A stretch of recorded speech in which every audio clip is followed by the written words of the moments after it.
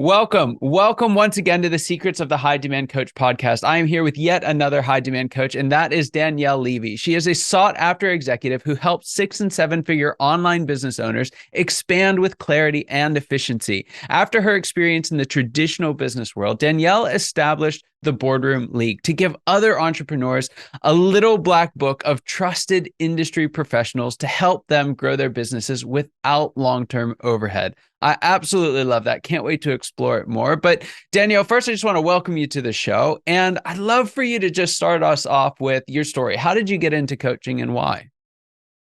Yeah, so thank you for having me. I think my story is one of a leap of faith for sure.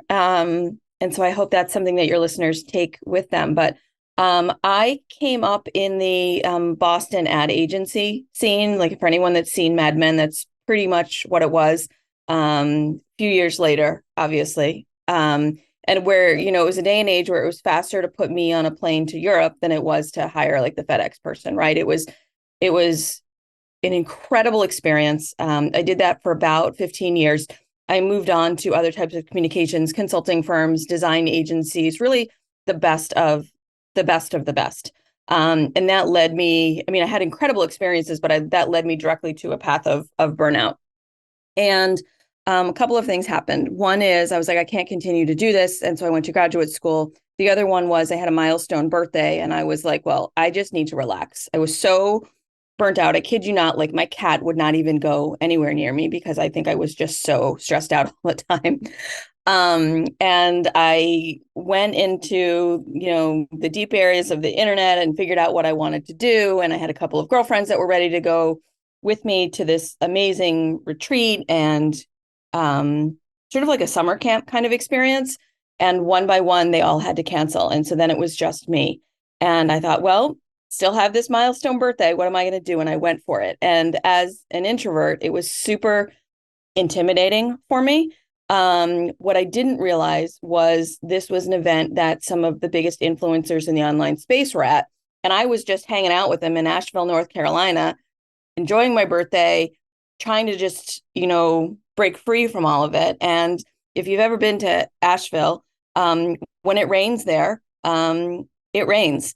And so we were staying at this kids camp and were quite literally rained into our bunks. And so that's how I got to know these 7 and 8 figure influencers. And I didn't have any idea who they were. And when I think about it now, I was like, if I had known who these people were, because I have them so built up in my mind, I never would have gone. But I just went with ignorance. And that's how I had my introduction to the online space, because I was just talking to people about my experience and just the way the conversations fell. And that immediately set me on a trajectory in the online space of working with some of the biggest names.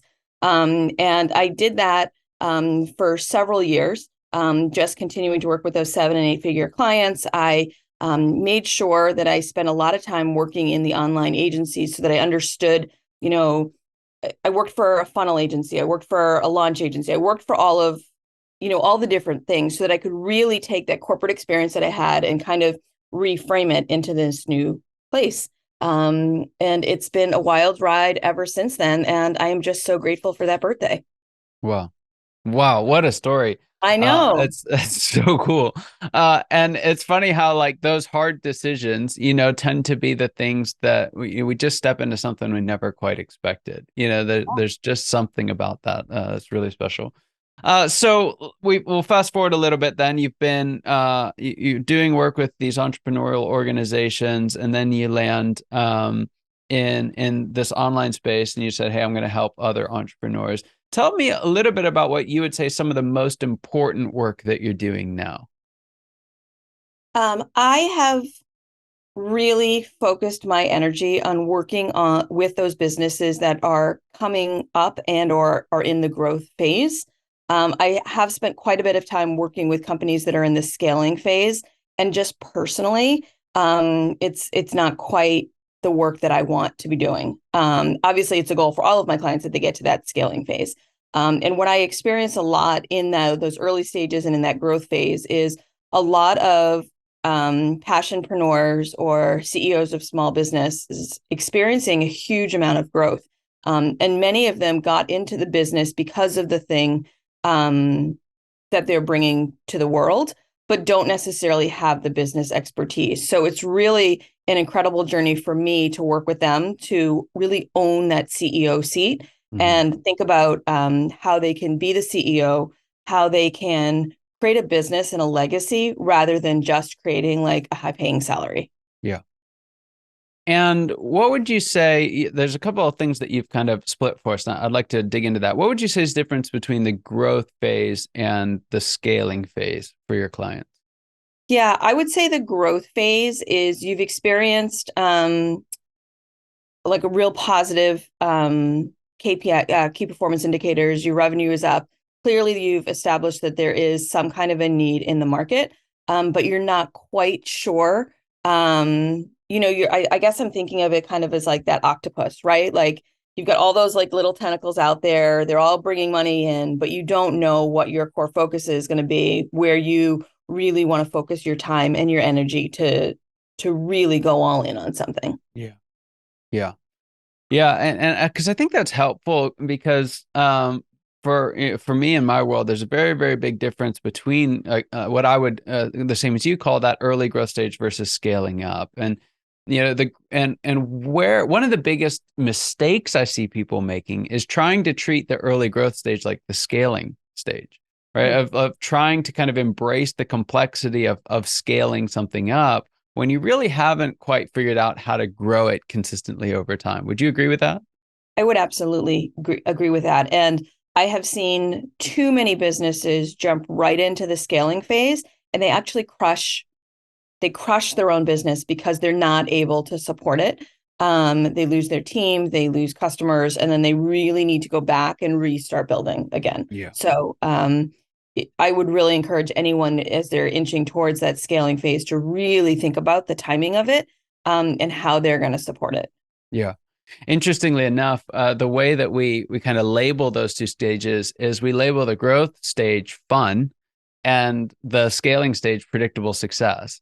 And then to an extent, it's like, yes, I want both. And to a great extent, predictable success is a lot of fun. But there's something about the simplicity of a small business, that most entrepreneurs overlook, in my opinion, and they don't recognize it until it's gone. Right? Most folks wouldn't say, "Hey, I've entered this stage of fun," but I can't tell you how many folks have come to me, when they've got 20 plus employees, 50, 100, whatever it may be, and they say it's just not fun anymore. Right? It's one of those things that you rarely see moving forward, but you miss in the rearview mirror. Yes. And so, what do you see? What do you see your clients doing that are loving what they do the most? What would you say is a key to that? Really listening to their own intuition and having a small trusted community. I think it's very easy to get wrapped up into all the newsletters and all the coaches and all the you should be doing this and you're at this phase, you should be doing that. If it's out of alignment with who you are, one, it's gonna be more work for you. But two, there's probably going to be some friction with it in other areas of your business. Yeah. I was talking with a client the other day and I was like, you're shitting on yourself again, because it's like that. And I think it's actually a relatively new phenomenon because there are so many coaches, there are so many business books, there are so many great ideas, there are so many, marketing opportunities. I think there's more pressure than ever on entrepreneurs to try and boil the ocean, to try and do everything. What have you found kind of in light of that are actually the few things that we really need to dial in on in that growth stage? Yeah, I would say really getting clear on the role of the CEO. What are the things that you, the CEO, should be doing, and that someone else in your team should take over for you? Looking at the systems and the people that were once working that probably are just about to or have broken, that are pulling you back into the business. And again, like I said, really just building it as a legacy business rather than a high paying salary. Right, right. What would you say? So the role of the CEO in these growth stage companies, Is that pretty consistent from one organization to the other, or do you find that it's much more tailored to the founder CEO themselves? I I'm going to say both. Okay. I think there are some things that are very consistent. I am a firm believer that something like company mission and values are not things that you jot down once and you forget and then you never share with your team. They need to be embodied. They need to be operationalized, right? Those visions, those great big ideas are things that can only come from a CEO. Those are very consistent, you know, across most businesses. I also think, depending on the industry, CEOs tend to be the subject matter expert. And I think that's an area that you really want to amplify your CEOs and the business with that secret sauce. But I also think that the solution for scaling that and really amplifying that is very different from company to company. That makes sense. That makes sense. Now, one of the things I noticed when I was, doing some research on your work and your background, you talk a lot about online businesses in particular, and even in kind of the intro, talking about building funnels and doing things like that. I guess first, what would be your working definition of an online business? And then two, how do those differ from, I would say, a non-online business? Yeah, it's an interesting question because I think every business, for the most part, needs to be an online business to some extent, right? I work with clients. I have a really big client that is a dentist. Now you wouldn't think, and you need to physically go to the dentist for the most part to have your cavity filled or your tooth fixed or whatever. But in this day and age, in many markets, you still need to do all of the marketing to drive the traffic to get the people to walk in the door, right?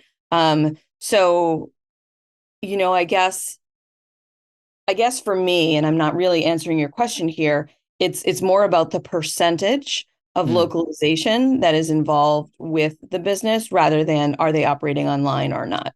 got it. Got it. Okay. So, well, using that definition, what would you say, for someone sitting in that founder CEO seat, have an online business outside of their kind of geographic location? What are some of the big things that they need to be focusing on, again, especially in that growth stage? Brand clarity for sure. I think it's very, very hard to see your business from someone else's perspective. Mm, You have seconds of someone's time when they come to your website or when they Google you or however they're finding you online. They need to know instantly how you're going to solve their problem, whether it's a problem that they know that they have or they don't know that they have, and that you are the answer for it. mm. Yeah, that's good. Very good. Now, in light of that, what do you see folks trying before they come and work with you or someone like you? And how does that go? Um, Generally, I think this is your phrase, actually. They're trying to boil the ocean, right? Mm, And most small businesses don't have the capacity to do that. I would much rather figure out what the mountains are, a quarter of at a time, 2 quarters at a time.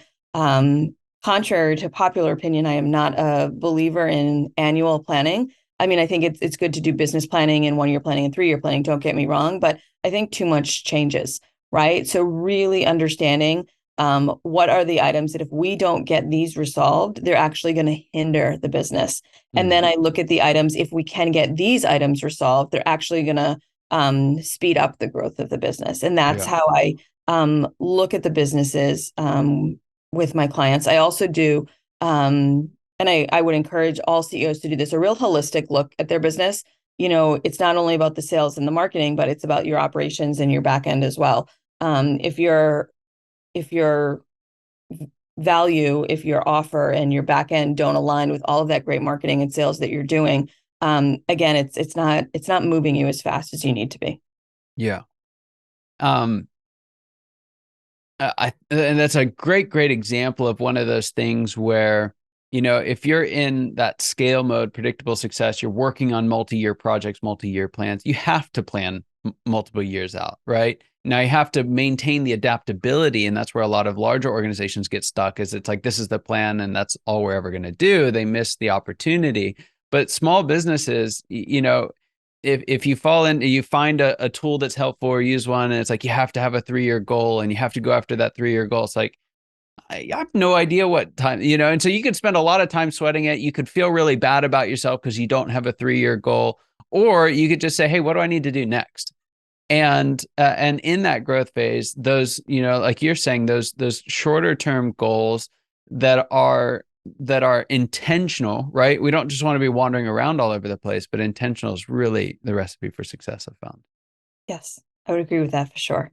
Fantastic. I love it. Such a great point. So this is a question I love to ask everybody, and it's even where we got the name of the show. But the question is this: what is the biggest secret that you wish wasn't a secret at all? What's that one thing that you wish every business leader, entrepreneur, online business owner that was listening today knew? In my experience, and I'm making a broad statement here, but it is my experience, every business behind the scenes is pretty much a mess. There's varying stages of messiness and dirtiness. But like, to go out there and just see, all the glitz and the glamour, and they're killing it, and their social media numbers are, they announced this and on NPR, like whatever the thing is, right? Like behind the scenes, there's a whole different story of what is happening. And then it's really important that people recognize that everyone is going through this. Everyone is learning from each other. Depend on your communities, depend on your network, because people are all over just figuring it out together. Yeah. It's so good. Now, in light of that, let's say you embrace the fact that, hey, this is just a messy process. How do you know when this is a mess that matters or this is a mess that's just part of the process? I always go back to looking at numbers, and I'm not inherently a numbers person, but not even so much what the numbers are, whether you sold $100 worth of goods or $1,000, but looking for the trends. And, we were consistently selling this much, and then there was a drop off. Okay, why is that? This number has skyrocketed. Why is that? Those are the messes that I always dig in on. When I look for trends, when things are changing, when I'm seeing patterns of numbers, understanding and really diagnosing the metrics is really important to me. That's so good. All right. A question here, and then I'd love to see how we can get people connected with you, and hear more about what you do, because I know that this is just absolutely resonating with some folks. So, but before we get there, I'd love for you to take off your kind of coach, consultant, advisor hat for a moment, put on your CEO hat, and kind of jump in the ring with us as CEO of your business, as a leader. What do you think is the next stage of growth for you in your business, and what challenges do you think you'll have to overcome to get there? Yeah. I think I am that very typical CEO in many ways. Like I explained in sort of my founder story, I experienced a tremendous amount of growth, and I had the opportunity to work with influencers and in businesses that I never, ever dreamed that I would have the opportunity to. And it was amazing experience, but it isn't where I want to head. And so for me, also, I think you touched on this, that there's so many coaches and strategists, and there's so many people out there, really letting people know that I am who I am, and that I'm really passionate about the work that I'm doing, and not to get caught up in, oh, she's worked with so-and-so, or she has this fancy degree, or she's done this, that, or the other thing. Like, I'm here to make an impact, and I'm here to work with people that genuinely want to make an impact, because those are my core values. And I think breaking through the noise of all of the people that are also either doing that or say that they're doing that and may or may not be, is going to be a great challenge for me. Yeah. Wow. All right. So in light of that, connecting folks who values fit with you, who you can really help to make the impact that they've dreamed of. So someone's listening today, they have started an online business. Maybe they're in the octopus, range, and they can see like, hey, there's bits of this that's working, right? They're not failures, but they know that there's more, and they want to have a bigger impact. How can they find more out about you and the work that you do? Yeah, sure. So my website is danielleclevy.com, and Instagram is probably the best place to find me. I love receiving DMs. We make sure to get back to them all. Danielle_C_Levy. Got it. Excellent. We'll put that in the episode notes for everyone. And yeah, so Danielle, thank you so much for being on the show. It's just an absolute pleasure having you here. And for everyone listening, your time and attention mean the absolute world to us. I hope you got as much out of this episode as I did, and I cannot wait to see you next time. Take care.